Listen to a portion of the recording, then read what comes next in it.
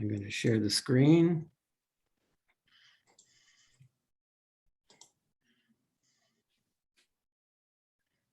Over to you, Bill. Okay. Good afternoon.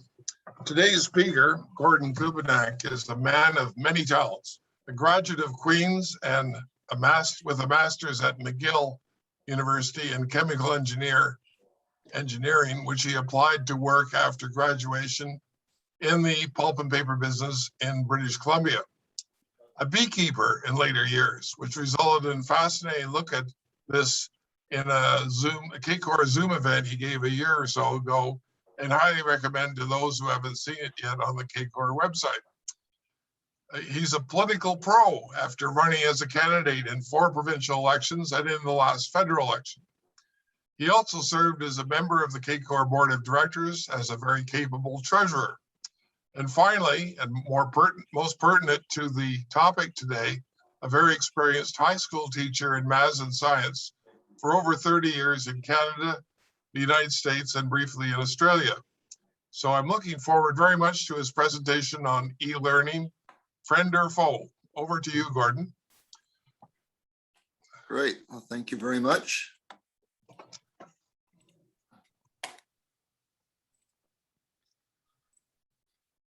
So welcome to the presentation. I hope you enjoy yourselves and please have lots of questions ready. When we investigate this, I'm really going to focus on the fact that there really are, it's really friend and foe. Just for the sake of the presentation, I put the or in, but as I've had experience with this, there's moments when e-learning is terrific, and there's moments when it's actually an unmitigated disaster. So here are a couple of concrete examples to hang your hat on with. This past year, I was teaching a small class of students, sort of 6, 7 students. Most of them, with one exception, basically lost their motivation. The emotional energy to keep engaged, they just stopped having it, and they really just sort of wound down. The majority. There was one who did much, much better and was very keen and was very successful online. Secondly, on the side, I've been tutoring a 14-year-old. He's been online for the last several years, very engaged, very highly supportive, and it's gone extremely well for him. It's been a great success story for him. He had no problems with COVID because he'd been doing this for a few years already. On the other hand, my brother is teaching at a small town in rural Manitoba, mostly teaching to blank screens. So if you imagine you're a teacher or presenter and you're used to seeing faces and you just saw blank screens, and his experience was that the best students learned about half. Now, once again, things weren't brilliantly organized, right? It was, let's make it up as we go along. The weak students really learned nothing, didn't show up, and they actually had a significant dropout rate. Had a lot to do with the quality of the program. Another anecdote is a family member, an adult. Now, one of the things that will come through here is that there are significant differences between learning as sort of 18-year-old or less and being an adult. It's a whole different ball of wax. So once again, we have to be very specific here about what we're talking about. But on this example, a family member of mine tried an online course, but she was not able to complete it. The motivation just wasn't there. She was the kind of learner that needed somebody to sort of engage her, push her, give her deadlines. That was just who she was. Once again, on the other hand, I'm going to be once again teaching 5 kids in grade 9 online. So in this situation, it works very well. They live in the Laurentians and they want the kind of a particular skill set that I have. And so that is moving ahead and I hope it goes well. Then personally, my personal experience with online learning started in 1999. I did a 1-year-long course from MIT. I happened to be living in Australia at the time. And that's when I learned about system dynamics, limits to growth in the Club of Rome. So for me, online learning as an adult was actually an excellent experience. So I want to give these contexts to show you that there's really a very mixed bag out here. So here's more of a high end. I'm going to tell you up front what the punchline is up front. So your friend, so online is your friend if you're highly motivated and if the education is more of a training. So there's a specific skill set, a specific body of knowledge you want to learn. And that then it can really be very, very good. If you're younger or older, it's easier if you're older because there's fewer developmental issues, but once again, it depends. However, online learning can be your foe depending upon how you look at education. So my particular way is I think of education more as character building, which includes interpersonal skills. And then online learning isn't that great for most people. Once again, there are exceptions, but in general, not. Also, the younger you are, the less effective it is. If you're poorly supported, or if you're poor and therefore don't have the right technology, if you're immature, if you need people smart. So all these sort of meta skills don't get dealt with very well virtually, once again, for most people. One of the risks, even if the online learning is successful in terms of acquiring information, there's a social, psychological risk of the isolation, okay? Because it's not really reality. It's only when you engage with other people that things become real or engage with the world. So if online learning goes together with some reality and meeting real people and doing real things, it can be good, but it has the severe risk to become unhealthy if there's no personal contacts at all. It's sort of like being in the bubbles of, you only get your information from a Facebook page. So therefore, the answer is it depends. Okay, it's sometimes great, sometimes, by the way, helpful for particular kids in particular situations, and we'll get into those details right now. Before I go back, I have to give you my bias as a teacher. I started out my teacher training with an alternative approach called Waldorf Education, which was created by an Austrian philosopher by the name of Steiner. And his view of education is not about training, it's about basically developing free human beings who can impart direction in their lives. In particular, to have the ability to intervene between stimulus and response. So what we're seeing with a lot of people these days is basically it's easy to push their buttons, or they get very reactive, or they get very much sort of a victim mentality. And so they can't, but things happen to them rather than recognizing it, that their freedom is in the choices that they make. Okay, and that comes through an education where it's not just about your head, but you educate your body, your heart, and your head all together. So education is not data. Education is not merely information. It's much more than that in terms of changing you to be a different kind of a person. So once again, just so you know, this is the bias I'm coming from as I say what I say. Now, here's where it's a friend. There are lots of good experiences. Mine was an example where you have a training for an adult where you are highly motivated, that you have a short, fixed project to get done. It's something that you need to do. It's short, it's interactive, you get rewards, you can study at your own pace. In this kind of scenario, it's highly effective, and this kind of use of online learning and training is accelerating for good reasons. It does work. It also works well for some kids. This is a particular story about a girl pictured here who's 13 and she's on the autism spectrum. And so for her to be in a regular social situation, socializing and adapting, and the distraction in the classroom is very, very difficult for her. So for her, online learning actually has been a godsend and been very, very helpful for her. I talked yesterday with the mother of 2 children. By the way, these names are made up. And once again, these are success stories. The older boy was severely dyslexic. to the degree that he needed a scribe to take notes. So when he learned virtually, he was really happy and very effective. He could learn at his own pace. He could type. The computer would help correct his typos because his spelling was terrible, but the software would automatically point it out to him.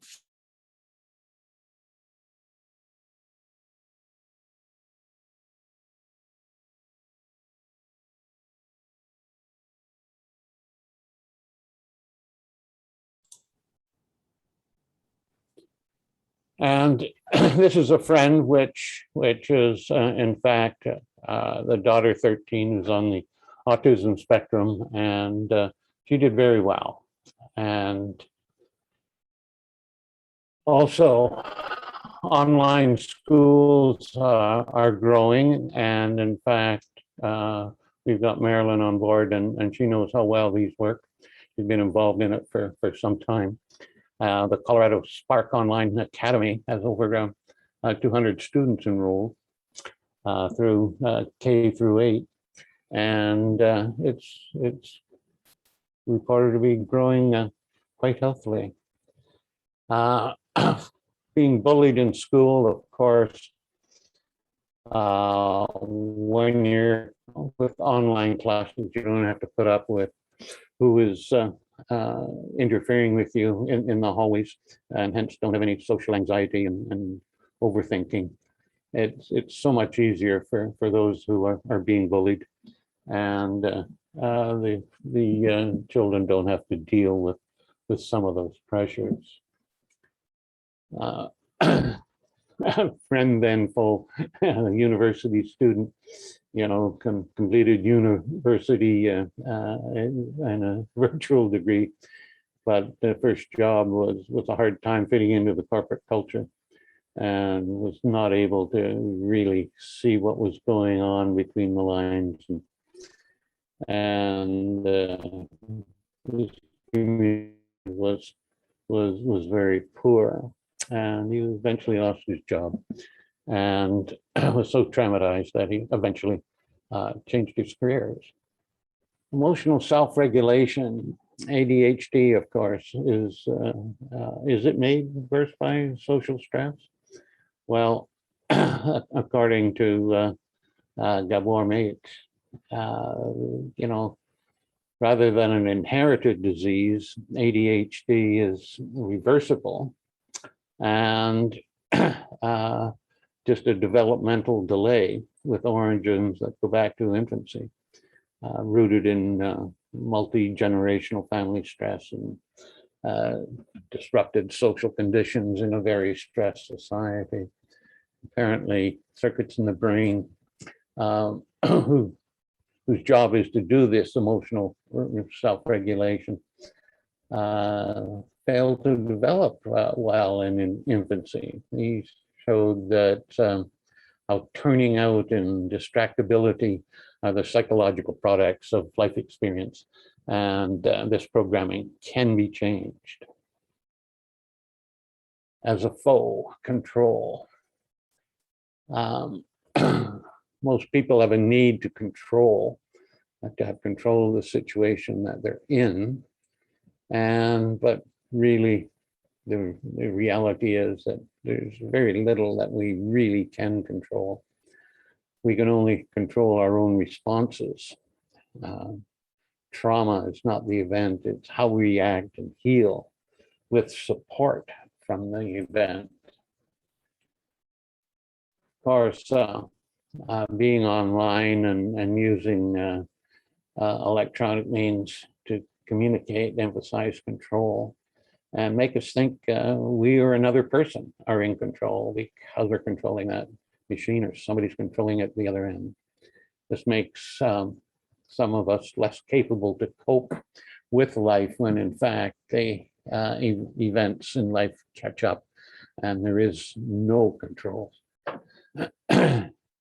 And an example that Gord put forward here is best soldiers are country boys who grew up adapting to nature and the seasons. You just do what you gotta do.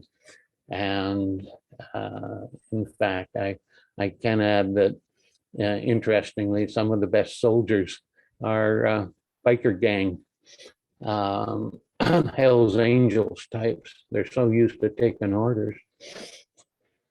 Anyway, the foe, mental and physical health.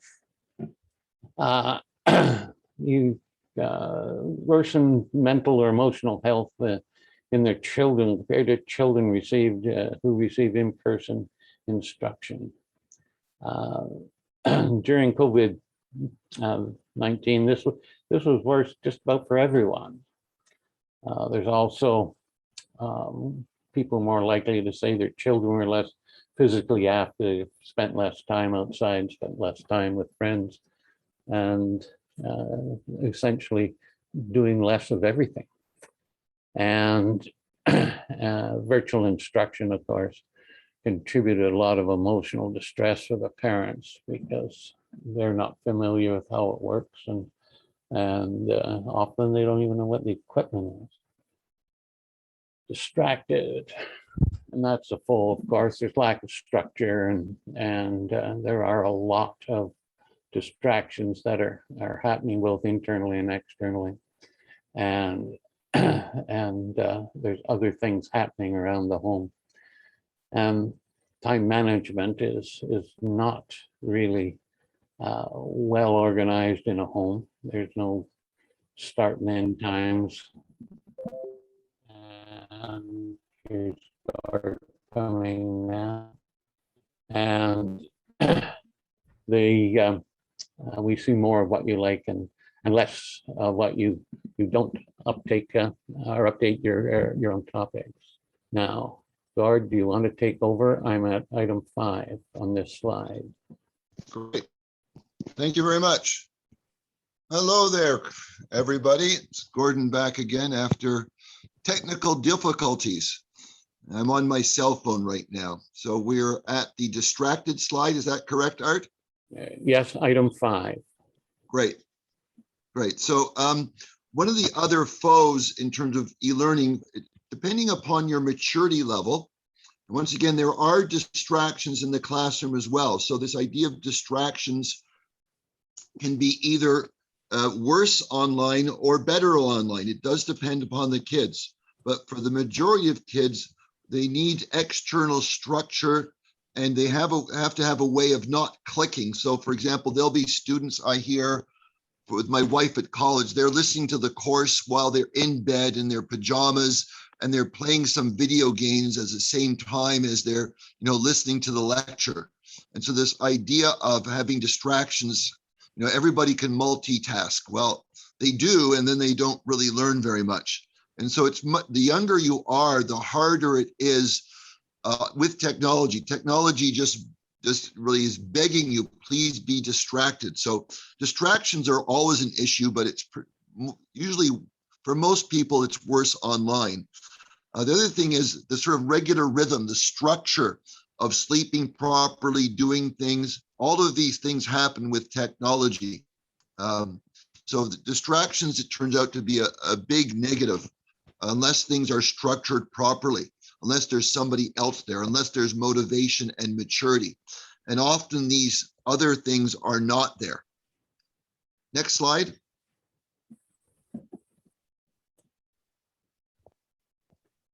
Art? Yes, we are. Who actually did the work? Right, thank you.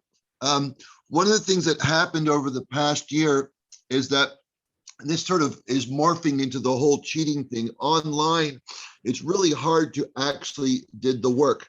I have a college prof, for example, that told me this year that at a local college, the marks increased by 10%. It wasn't magically the kids were 10% smarter, but that's what did happen. And so it's really hard to deal with that. There are online packages that will monitor you. So there's technology which can look at the screen and make sure it's actually you. They can look at things like your eye movements to make sure that there's not information around you or somebody else helping. There are problems with it. It's imperfect, but even worse than that, there are a lot of groups saying that that's a personal intrusion and intrudes upon my privacy. So a lot of universities in Canada did not use, yeah, you could slide on to cheating now, move on to cheating, Art. Thank you. Cheating. So this morphed into cheating. So what has happened, cheating, which has always been an issue, has become basically normalized. It's become the common thing. And if you don't, because it's just so easy to do with technology, there's 100 ways to do it. You can Google it online. I did. It was fascinating. And this has become the norm and acceptable. I mean, we're talking final exams in high school and college this past year. So quite frankly, a lot of the marks in the past year are dubious at best. It's been a really, really big problem in the past year, and of course, it can be dealt with, but you have to face up to it, admit to it. And you got a stat here, for example, that 93% of instructors that think that students are more likely to cheat online. A lot of human behavior has to do with body language and social pressure and social conformity. So learning is extremely social. And when you're alone with your computer, all of those social constraints are gone. So something that you would not do when other people were around, you suddenly do, and it seems okay. The same thing can be observed with cars. The way people behave while driving and segregated off from other people, they will curse and swear and, give you the finger and raise their fists and do all kinds of things because they're alone in their car. If they were walking beside you on the sidewalk, they wouldn't dare do that. So just being alone and with technology instead of with real people, our behavior changes in significant ways. Next, Art. Go ahead.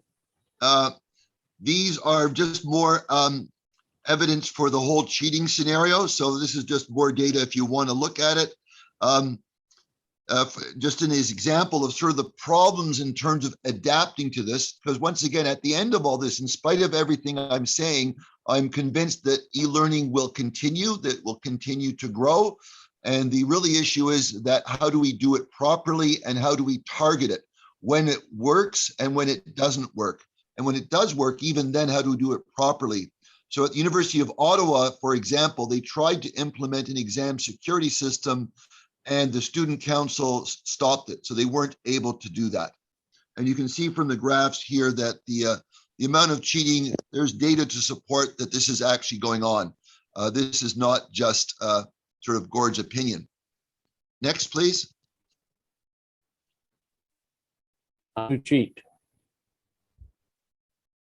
How to cheat is up. How to cheat. So if you're interested, there's all kinds of websites that you can do things. So for example, you can take a screenshot, you can have an exam question, you take a screenshot and send it to an expert, and you often can pay and you'll get an answer back within a couple of minutes. You can do screen sharing in a way that you can have multiple monitors operating at the same time. So while your exam is going on, you can be doing things on another screen at the same time. There are, of course, calculators that are programmable and they can use them online with somebody else there. And of course, the simplest, you just hire another person and to pretend that they're you.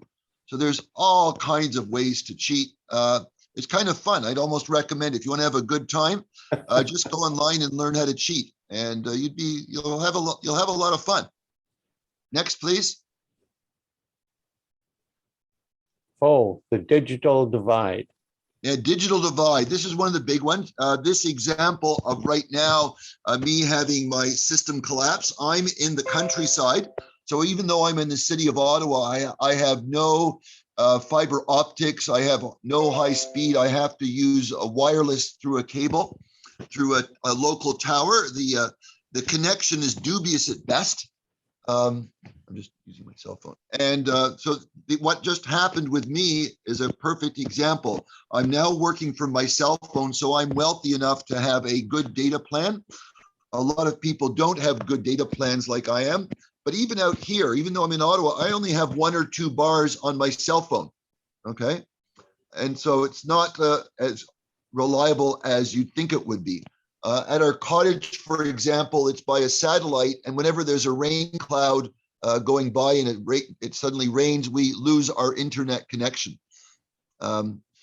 What's happened because of the digital divide, that there's the national dropout numbers, even though they're not released in the US, there's lots of anecdotal evidence to show that there are steep declines in attendance and failing grades among certain parts of the population.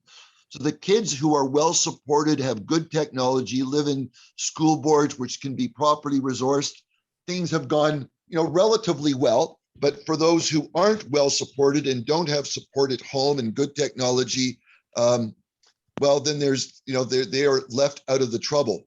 I'm guessing that a lot of the marginal students are just going to be leaving. And once again, we don't have the data yet, but we'll have it shortly. Next, please. Oh, have versus have nots. It's sort of a key thing. When you look at something like education, it's really helpful to think in the bigger picture and realize that this isn't just about information and courses and being hired, but it has to do with our social fabric. It has to do with having a society of, the civil society that we all strive and believe in, which means that everybody has a good kick in the can. And mixed in with e-learning has been the whole pandemic issue. Of course, it's become a topic because of the pandemic. So what we've discovered that if you don't do it absolutely properly, a lot of more kids drop out, and there's a lot more problems with anxiety and lack of motivation that's going on. So jobs have been lost. So when you have, for example, a stable family, I was gave the example at the beginning of this mother with her 2 kids who were highly supported, highly motivated, they had no problem with the transition. So it really has to do, once again, with the social divide. So there are a lot of social problems coming out of this because of this have not problem. Next, please. Age.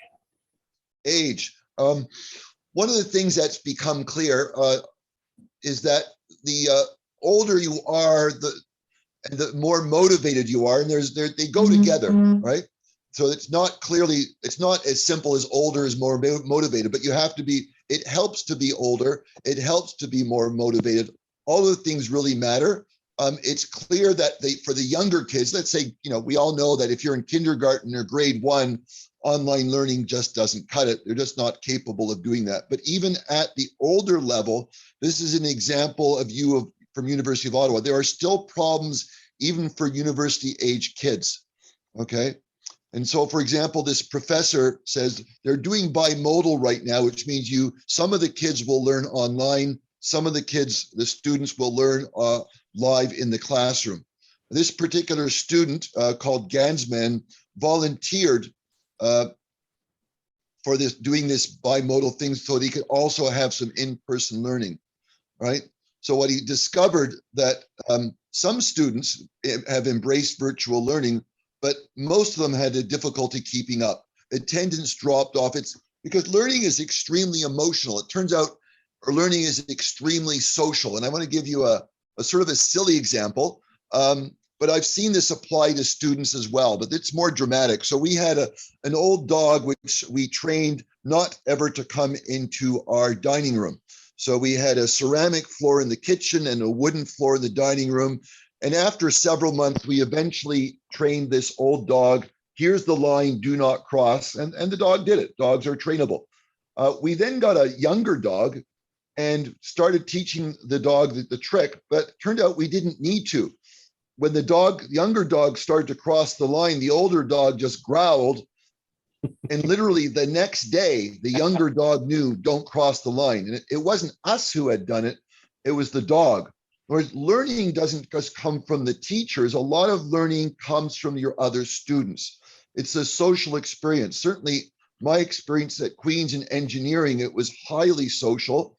I got through it and enjoyed it, not because of the profs. And the profs were fine, but my real learning happened when I was working with other engineers. And a lot of that is missing. And a lot of us need that social experience. Once again, not everybody. For the kids who don't need that, it's not a problem virtually, but most of us learn much better because we're also learning from each other. Next, please. The teacher's perspective. Okay, so we've got this, we've looked at everything from the perspective of the student. And of course, the other end of the stick is the teacher, which is me. In the past year, a lot of teachers have been very happy with online courses because of course they're mostly older. And so for the teachers, it's safer. So a lot of the things that I read that said, oh, the teachers really like it, they liked it because they felt safe. And they didn't think it was better for them in terms of being more effective. What teachers recognize is that kids and learning are emotional. And when they're not around their spheres, their desire, their enthusiasm starts to wane. So for the teachers, they would rather be in person. But I know it's responsible at this point to do online. It was basically for most teachers a necessary evil. Once again, there are a few in certain applications where it works. But for people, especially the students who are marginal, who need support, who need a pep me up, who need to feel affirmed, the whole emotional part of it is not near as effective. We do a lot of our experience just by body language. And for people who need that, there are problems. Next, please. Soft skills. In the job market today, there's a lot of talk about soft skills. And I don't know if you went through the slide where there was well, you probably mentioned it, but I'll remind you of it.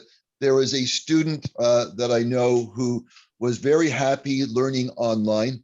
And then when he got into the real world and got told to his face that, please be on time tomorrow, he couldn't handle it and wanted to quit. And he was overwhelmed and thought it was an attack.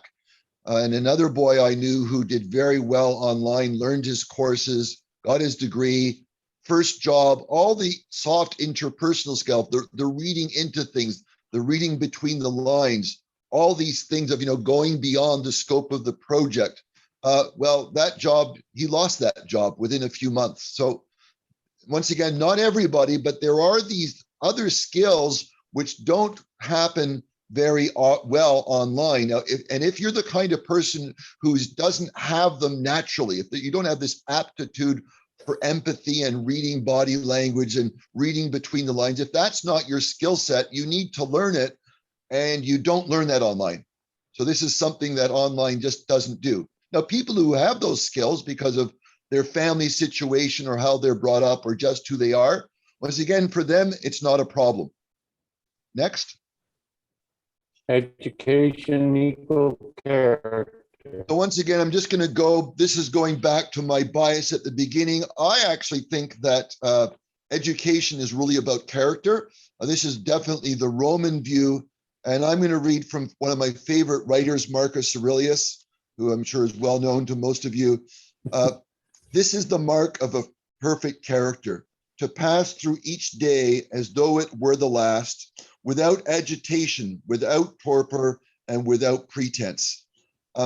When you look at education just as information and data and head knowledge, character doesn't happen, and things, depending upon the person, we all have our different Achilles heel. The thing that is our weak point doesn't get developed. And so, for example, you saw earlier, there were some of these students who were anxious about school and so were happy learning virtually because they didn't have to worry about teasing. There's a young girl I know down the street. She's like 9-10 years old, and she's going back to school right now. But sometimes she says to her mother that I'd rather learn virtually because there's these other girls that are teasing me. I have to fit in the playground, and there's all this social dynamics, which is really hard. And yes, it's hard, but that's what the real learning is about. There's many people that say you learn more on the playground than you do in the classroom. And that part of learning, this part that is about character building, that doesn't happen online. So once again, if you're just doing online for education, your motive education as in you have to learn facts and knowledge, it works really well. But if you look at education in this way, it can be severely lacking. Next. You are somebody, you matter. Okay. How much time do I have, Art? Why don't you finish off? Okay, I'm gonna close it. Why don't we wrap up? Can you move forward a couple slides? We'll skip over this one. Education is not about data. Next one, right? Yeah, so we'll stop there. So I'll tell you a story.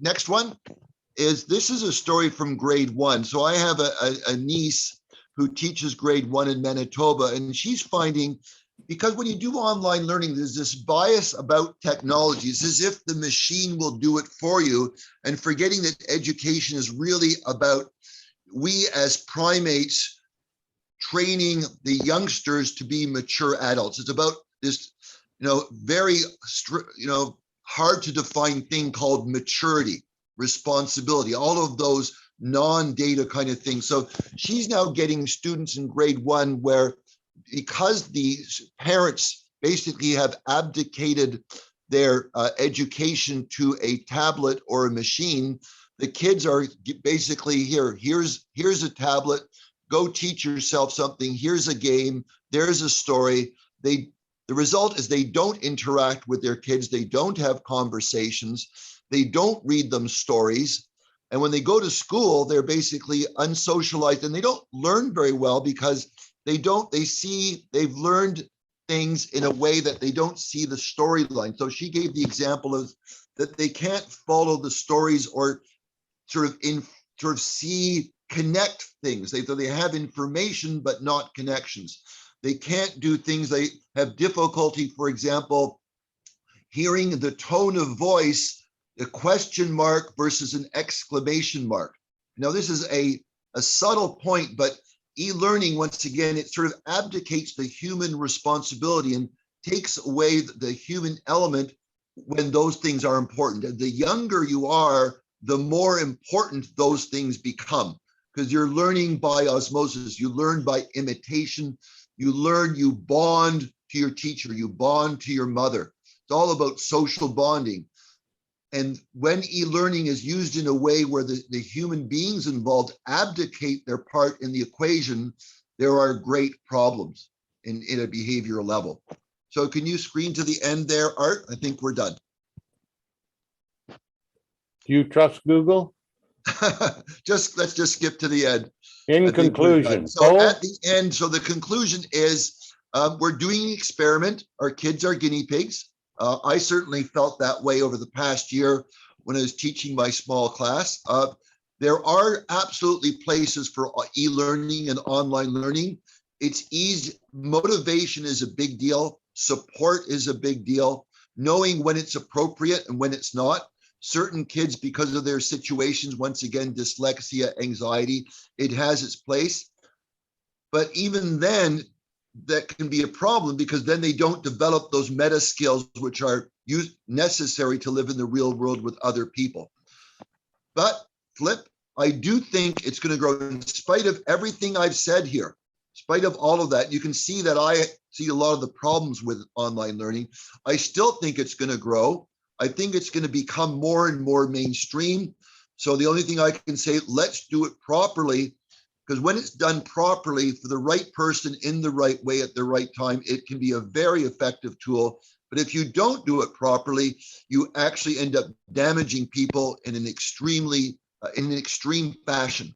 There are these unintended social consequences that we need to be very well aware of. And if we're not aware of it, we're doing a lot of damage. But if we are, this can be a good tool, but not the only tool. Thanks. I'm done now. Time for questions.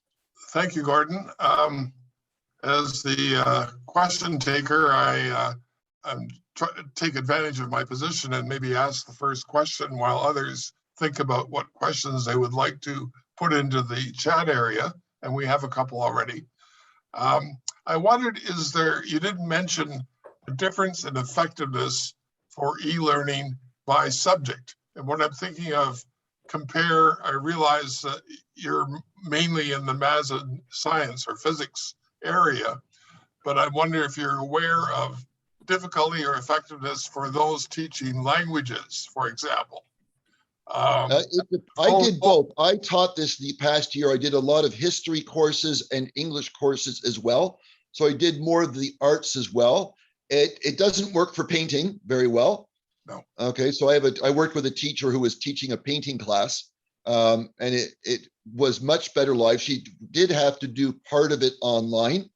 And once again, really, there are challenges for all of them. Like, for example, in science, you can't do an experiment. Now, how am I supposed to do a chemistry experiment online? I can't really do it. So if you have, for example, English, one of the things is when I did it, a lot of it was how engaged are the students in the story? How is the interaction, the interactivity? When the students had the emotional energy to engage, whether it was math or English, it worked. In a short term, there were challenges in each place, but it was more the emotional engagement. I found it the easiest in math. I got to admit, I could write on my tablet, and whatever I was writing down in math, like they had the whiteboard right in front of them, it filled their screen. So in terms of which subject, math was definitely the easiest. Something which took more like physicalness to it, something like teaching art was the worst, with a spectrum of in between. But each of the subjects can be taught online with the right support, with the right engagement. I suppose it also connects to the age of the student, Yes. as you've mentioned. My wife, full disclosure, my wife is a Montessori teacher teaching French. And although she's qualified to teach high school, public school, she chose Montessori because the classes are by design small, so 5 to 10, which allows for much interaction and many of the things you mentioned with young children or young students. Right. So I guess It also this would depends apply how also to physical, like when you, once again, my bias is that education is head, heart, and body. So e-learning does the head part, but what it doesn't deal well with the emotions. Because if you think of, we remember, for example, we only remember what had emotional impact. So if there's no emotion attached to the learning, we forget. And the emotion doesn't carry through well online, and certainly the physical doing. And if you know Montessori, it's extremely physical. The whole physical experience doesn't happen. So online learning has its place, and what it does, it can do well. It's just extremely limited. It is not the silver bullet. Gotcha. Peter Balkowski had the first question, and Jean Doherty's on deck. If Peter, if you could open your sound and video, please. I don't have a video connection, but Okay. I'm unmuted. All the e-learning, or most of what you've been talking about, is for elementary or high school level. What's your view in terms of the university application of e-learning and virtual learning? When I went to university, which is half a century ago, my maximum class size was 200 students. That did not provide much interaction with professor. Some of the classes now are 500 or 1,000 students, effectively no interaction with the instructor. Why go to a class at least in terms of interaction with the so-called instructors, when there is absolutely no interaction? Right, right. So what you're now blowing out the bubble, we're expanding the picture. So the key word here is interaction and connection.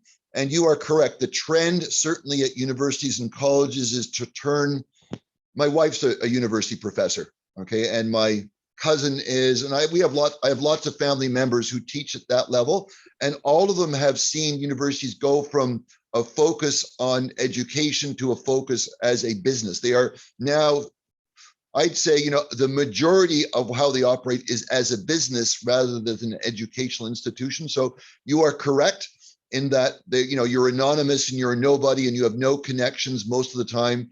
But what online learning has done is made that even worse. It's accelerated that kind of thing, because once again, when you go to school, you're at least with your friends.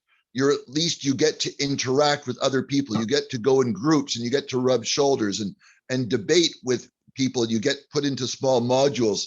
And so the whole social aspect of learning is the isolation part is even accelerated even more. So even pre-COVID, pre-e-learning, the sense of isolation and irrelevance of, I don't matter was always there, like you said, and all that this has done for most people, not everybody, because some people have found the online thing and I can, email my instructor immediately. Some kids have found that better.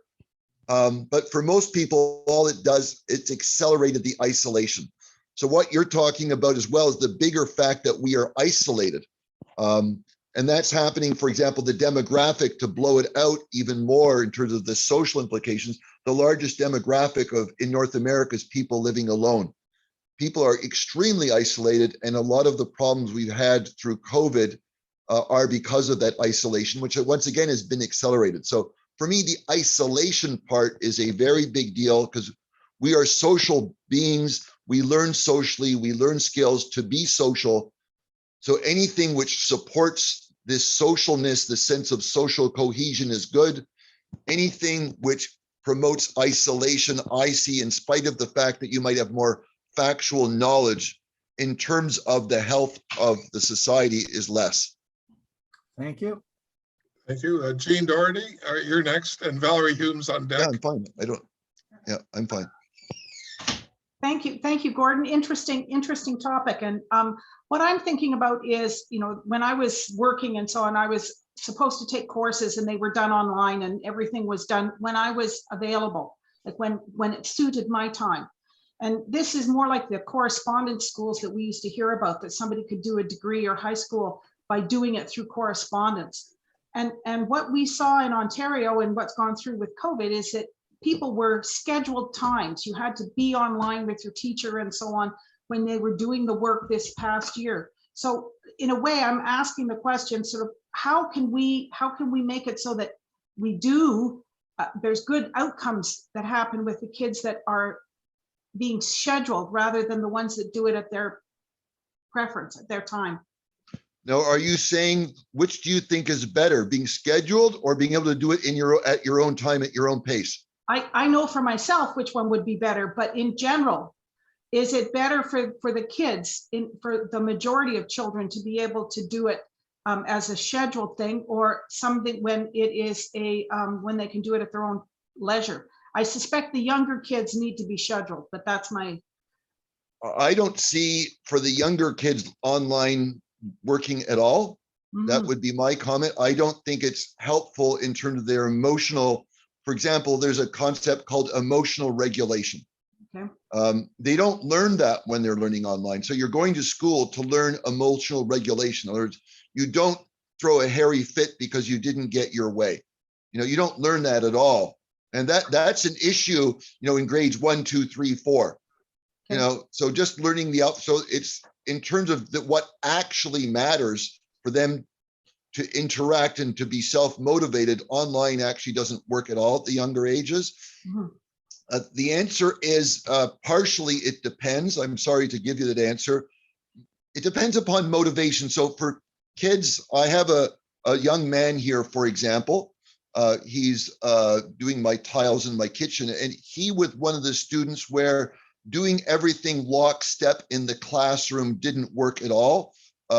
Auditory learning, in terms of the teacher blathering on, didn't work for him at all. So when he had a course in a classroom, it was still with pen and paper where he could learn it at his own speed and do one subject at a time.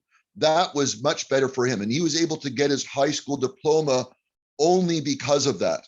Without that, he wouldn't have done it. So I would say that where online shines is when you can do it at your time, at your convenience, at your speed. I would say that's what it's strong at. That's where it's really, really good. When you want it to be together at the whole time, then you're talking social, then its strengths, it's not as strong. Like, you're playing to its weaknesses, actually. So that would be where I would say where it's stronger compared to in live. Okay, thank you. Thank you. Valerie Hume, are you unmuted? Yes, thank you. Okay. I'd like to look at all of this from a slightly different point of view, and that of the teachers. I have a number of friends who have been teaching online, and some of them have thought it's great. Others have thought it is terrible. Some of them feel comfortable. Others don't feel at all comfortable with it. And I'm just wondering, from the point of view of the preparation of teachers for this kind of teaching and the use of different technical tools, what kind of training is being given nowadays? Perhaps it's been given for a while. It's a long time since I was aware of what was happening in training colleges and teachers' colleges and such institutions. But Gordon, perhaps you know something about training of teachers for this new means of mass education. Right. So that's very good. What Valerie said, hit the nail. Notice her answer was that it's all over the map. He has friends who love it, friends who hate it, friends who it's like in between. You can tolerate it. That's exactly what it is. It depends upon their level of support. Most places, it's frankly, here's the course, good luck. That's the norm. Often these teachers are not given time. There's a lot of time up front. So to set something up and to set up your course that way and to do it so its strengths are played out. So it has to be interactive. It has to be a bit of a gaming kind of scenario. There has to be some sort of, keep you interested, keep you motivated. To set that all up takes a lot of time, all right? To set up work groups and interactions, to make it interactive and have feedback. They aren't usually given the time or resources. When courses are set up properly with all of those connecting kind of things, they go very well, but most people aren't given those resources or that time, and therefore it fails. It depends a lot upon not only that kind of thing, but also upon the course and the age and the students. If the students, a lot of your teacher dissatisfaction comes from, whether it's online or not, is how engaged and happy and motivated are the students. So basically, if the students don't care, eventually the teachers don't care. The emotion, you try to keep emotionally, yay, I'm here for the students, but if they don't care, well, it's really hard to care back, right? It really is, let's be honest. With online, when you're, for example, my brother was teaching to 30 empty screens and he doesn't even see a face. Like right now, Valerie, I can see your face, and that makes a very big difference. And you can see me, right? I'm in my beautiful sunroom over here. There's a bit of human contact and I can see you smiling. Imagine you're teaching and all you see is blank screens all day long. You're going to lose your enthusiasm. So teaching is a lot about transferring your enthusiasm for your subject. When you're a great English teacher teaching a great novel, it's because you love the novel, you love the writer, you love the human exploration, and your passion transfers to the students. And most of the passion from the students actually comes from the teacher. That's where they get it from. That's like the spark that lights the fire. And that's very much harder to do online. I'm not saying it's impossible, because it's not, okay? But it's much more difficult in that scenario. So right now, even though online learning has been going on for 20 years, I did a very successful course, as I said, in 1999. But I was highly motivated. It was MIT, so one of the top educational institutions in the world. So they clearly knew what they were doing and spent the appropriate money. It was well resourced. There were all kinds of people I could email and get answers back within half an hour, even though I was on the other side of the world. So the support was brilliant, okay? And I had a specific reason. There was a very finite task. I was mature. My character was developed. There was something I wanted to know. So in those kinds of scenarios, it is terrific, and the teachers will enjoy it. But the fact is that actually rarely happens. In the real world, because of all the things I've mentioned, it rarely happens. So it's like any technology. If it works well, it's great. If it doesn't, it's worse. It's always worse if it's not done well. So it has to be done really well or don't do it. Do It you does see- damage. It does severe damage. Do you see a means of giving teachers additional training for this sort of means? You do, but a lot of it's also time. It's not just training, because you can, once again, you can learn this on your own. If you're a good teacher, there are certain teaching principles that you're just translating. You're not learning something new. The technology, in terms of the technical bit, that's not a big deal. That's not the issue. The issue is you actually have to deliver things in a different way. And so that takes time. And once again, there are training modules that if you're a highly motivated teacher, but you need time. And then once you know how to do it, you need time to change your courses. And that time and training is generally not done. For some people, the technology is the problem. It can be. And that's, once again, you work with other teachers. If you're just with another person, once again, if you're live, even learning technology, if you're just in the classroom in your school and there's somebody who's more technically comfortable and you're not, and you're elbow to elbow, you're actually going to learn much, much faster. That kind of a thing. Okay, we got a bunch of questions coming. Dave Doherty is next with Art and Marilyn on deck. So I know, Gord, that you went through this a bit already, but it kind of links to what you were just saying about being able to learn as a teacher how to do things differently. I'd like to know what we could do to make e-learning better for kindergarten and grade 1 kids, because if this pandemic continues, which I expect it will, and if it becomes more virulent, more easily transmissible, and kids are in fact not able to get vaccinated, which of course they can't now, but they may in the next few months, we may be getting stuck with having long-term e-learning education of young kids because we can't put them together. While e-learning may not work, putting them together may kill them or give them lifelong health problems. So what can we do to make this work better? I'm going to disagree with you at a fundamental level, which is the assumption that kids being in school is riskier than them being at home. The stats are exactly the opposite. It just came out, for example, even just in Ontario yesterday, that the transmission rate among students since they went to school has decreased. Because the schools are a controlled scenario, there are distances, there are masks, they've installed lots of new ventilation. When the students were playing outside of school, and especially over Christmas holidays, teenagers, the rate of transmission actually went up. So actually schooling, once again, if done properly, and it's being done now relatively well, actually reduces transmission, because people can't be alone. The fact is, in a long-term chronic way for years, if you put people alone, they're going to go crazy, literally. Younger kids can't survive alone. They will not psychically or physically survive. So if you don't have school, they're going to socialize in an uncontrolled way. And the stats are there's more transmission. So my answer is they're going to go to school. They need school.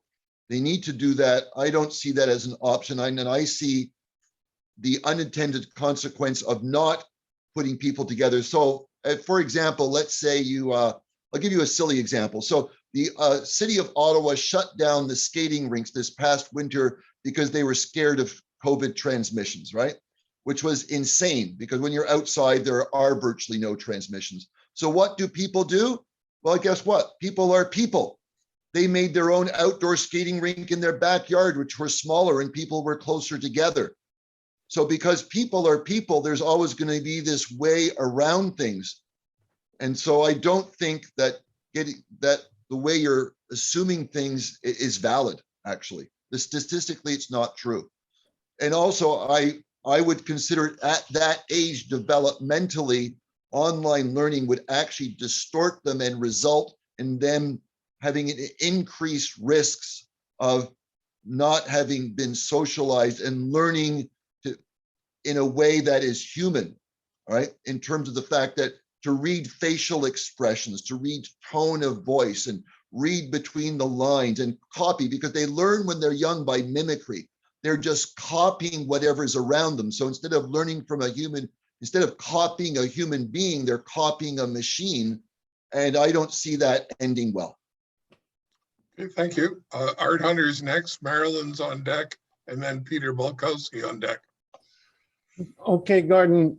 In the world of e-learning, of course, YouTube is a big player here, and it does provide us as well in CACOR with the opportunity to post these Zoom sessions for other people to come and view. We have a following of people who do that. They take this e-learning as a part of their life. This is what we're all doing right now as well.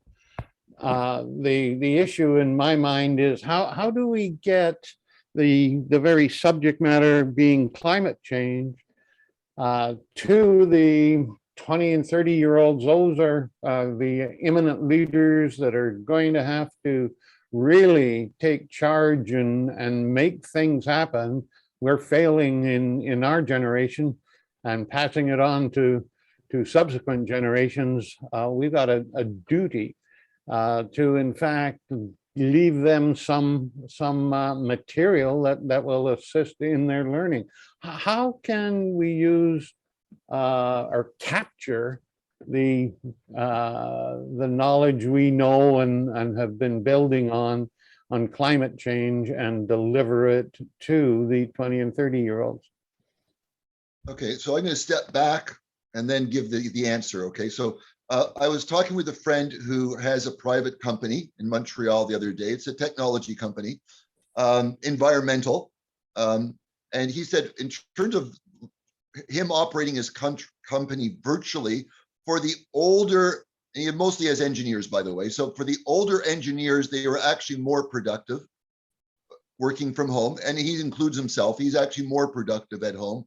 However, the mentoring that was required for the younger engineers, the 20 and 30-year-olds that you talk about, it was really an unmitigated disaster. This sort of, they had their factual school knowledge, but the real world application where you have somebody a little bit older with experience to sort of hold their hands a little bit and direct them and to ask a question to, that emotional affirmation wasn't there, and they were kind of frozen in their tracks. So that sort of online doing for the younger people was very ineffective within his company. So I would say, knowing that, once again, it's an age and experience issue for this knowledge. Let's say if I wanted to have some 20 or 30-year-old watch this video as an example, you first need to make some personal contact with the person. They need to see the emotional relevance and be motivated to do it and say, oh, I'm willing to do this because I've met this person. There's something here which is going to help me, which will be good for me, and then they will do it. So this is like anything virtual. Is once you see the relevance and you're motivated, is highly effective. But the thing is, how do you get into that space of seeing this as relevant to me, as that I am motivated to do that? That emotional piece only comes viscerally and has to come first. And the younger you are, the more personal that has to be. Then you do this, and when you're mature and you know what you want to do and you're motivated, then only then does this modality sort of show its strength, because it has them. It has tremendous strength at that phase, but not to start. To start off, you need to have some personal contact, relevance, so that the younger person sees the relevance and feels it to them. Thank you. Marilyn Gordanier is next. I hope she can unmute. Hi, I'm here. Hello, Marilyn. Hi there. Hi, Gordon. I'm Marilyn. I think you were fixing your phone when I got on, but I founded Laurel Springs School. So I have had the experience of starting with homeschooling back in 1991 on, and and we actually started online education in the US. So I had a couple of thoughts for you, and just like in terms of how do we work with this, because it is a different period than people who chose to homeschool or who chose to work at home. But we've been working with some of the different tech companies using their materials to also work with children. I do not believe, like you do, that young children can be left to do this alone, but we have found that it's been very helpful to work with Accelerate or Cable. various programs. So I'm wondering. Sorry, my wife is trying to ask me a technical question right now. You have to get Okay, a cable and plug it, just a sec. You need a fiber optics cable that connects directly into here. Okay. You plug it in your computer, like one of these. Well, it's when you plug it into one of the yellow things. Okay. I don't know where the cables are. I don't have a cable. Okay. And then we'll get around the router. Okay, so you have to find one of those cables. There should be one, hopefully, in one of your bags. So, sorry, my wife was asking me. Our internet is down, as you know, and she's taking an online course right now, and obviously it's not online. She's not able to. So well, sorry. Back to your question. Yeah, I'm wondering if you've worked with some of the really good educational companies that are, who are really focused on curriculum development and are doing, have a really good understanding of the developmental stages of childhood, so that they're creating programs that children can do with the help of a parent. Yeah, I have not. I've worked mostly through the public school board, which tries its best, but doesn't have, as you say, that level of tailor making it to make it actually work. So that hasn't happened in the public school board. I've also worked with homeschoolers. They have, the past year and this coming year is also mostly homeschoolers that I've been working with, and they don't have those resources either. I have worked with one student who worked through an online virtual school, and it's worked extremely well. As you said, if it's tailor-made to online working and done well, you're right, it absolutely is effective. And I have seen that. I think it works for certain learners. So I see it more as a toolkit issue, because I have seen it, as I said, I've seen it work extremely well, even with some younger kids. Now, younger is, I go down as far as like grade 6, 7. Below that, that's a whole other reality. My daughter teaches that age. Once again, as I mentioned, I'm a trained Waldorf teacher, and in that educational paradigm, right, learning when you're young is physical. Like, so unless it's physical, it actually isn't learning, and you can't do that. So I agree with you that I agree that it's going to continue. There's going to be more online learning. It's going to be developed. It's going to happen. My only caveat is that we make sure we do it properly, because otherwise we actually can do unintended damage if we don't do it properly. And I know it is being done properly in some places. Generally, it's not. But if we think of this as a work in progress, I think that is helpful. But we need to be going forward with our eyes open as we do that. Okay. And not as the solution. I think it needs to be one of the solutions. And I think it will continue to be one of the good solutions at the right place at the right time. So really, it's a matter of knowing who, what, when, how, and then it's great. And if it isn't great, let's not do it for that particular person or situation. I agree. I wanted to do just a quick shout out to a wonderful environmental course being offered by a nonprofit called Captain Planet Foundation. They're part of the Somebody else here has mentioned that. Maybe that was your presentation. It may have been my presentation. And they're doing a new online course called Project Hero, where children learn about specific topics, or adults too. And they become heroes by actually participating in finding solutions, whether it be for pollution or air or water, et cetera. So I have found it to be really amazing to help children to have a model of an eco hero, and it's called Project Hero. Thank you. Okay, We thank you. only have about 10 minutes left and we got about half I'm a gonna dozen have, questions.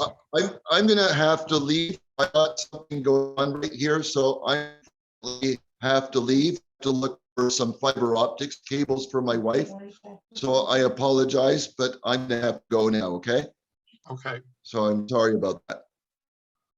And, okay, and I will be available for email things, but I just have a crisis at home right now. So thank you very much, everybody. And I apologize for that. Jean, do you have a quick thank you? I do. Gord, before you leave, I just want, Right. on behalf of CACOR, I would like to thank you for the presentation, thought-provoking as it has been. And actually, you're demonstrating what some of the issues could be for somebody who is trying to do e-learning. So again, thank you very much. And we'll talk again soon. Bye-bye. Bye-bye. Okay, and as I had said, on behalf of CACOR, I wanted to thank Gord for his presentation, but I'd also like to say to all of the people who are here, this particular recording will be put up on our CanadianCorps.com website, so you will be able to look at it on our YouTube. And I hope that if you do go up onto our website, that you would subscribe to our YouTube channel so that we can start working, making this more widely available. And again, for anybody who is not a member of CACOR, Canadian Association for the Club of Rome, I would strongly encourage you to come online and get a membership and join us. It's a very vibrant organization, as you can see, and the more members we've got, the better. Anyway, again, thank you everyone for coming today, and I hope we can see you again soon.